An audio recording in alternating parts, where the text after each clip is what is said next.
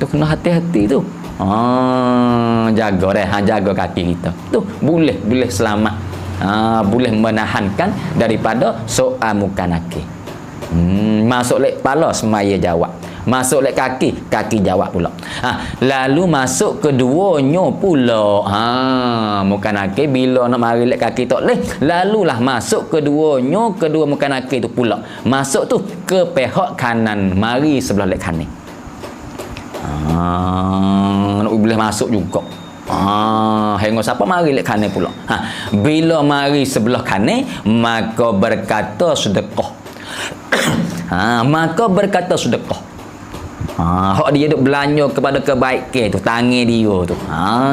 Duk beri sedekah, duk beri zakat, duk beri bantuan kepada agama, duk beri bantuan kepada masyarakat. Maka berkata sedekah, zakat kebaikan hak dia duk halagi tu. Seperti demikian itu juga. Lagu tu juga apa? Melarangkan.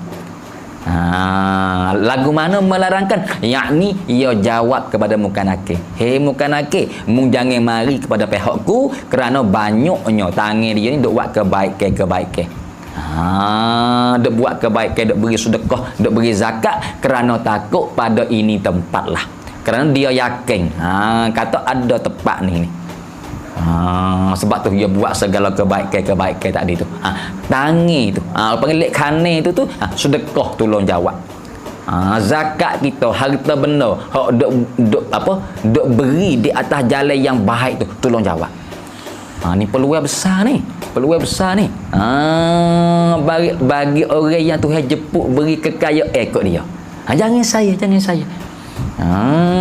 Sebab sedekah ni juga, zakat ni juga boleh bantu dia. Ni dak dah. Sebab tu bila Tuhan beri jemput kita dah, ada kekayaan, niatlah. Kekayaanku ni kerana agama, kekayaanku ni kerana Allah. Niat kosak wi molek. Kekayaanku ni bukan semata-mata aku nak kaya supaya aku nak mewah, aku nak hidup senang atas dunia ni, bukan setara tu. Bukan tak boleh ambil nikmat Tuhan bagi. Tapi ingat, nikmat yang bagi tadi tu benar-benar aku nak bantu agama lah, hak nombor satu. Maka kita ambil ni sebagai hak nombor dua, hak bawah dah, bonus dah. Bukan kata aku ambil kekayaan ni semata aku nak serenok sini. Tu silap, cara fikir yang silap. Buat gitu. Bukan tak boleh ambil kekayaan. Islam suruh dah. Buat kerja hingga siapa ada, sumber daya apa semua, tapi urus jadi agama. Gitu.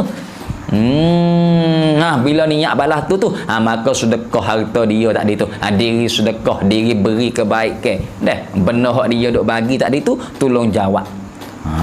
Tolong lari malaikat, mu jangan marilah sebelah kanan ni. Sebab dia buat kebaikan tadi tu kerana takut, kerana dia yakin kata ada ini tempat lah.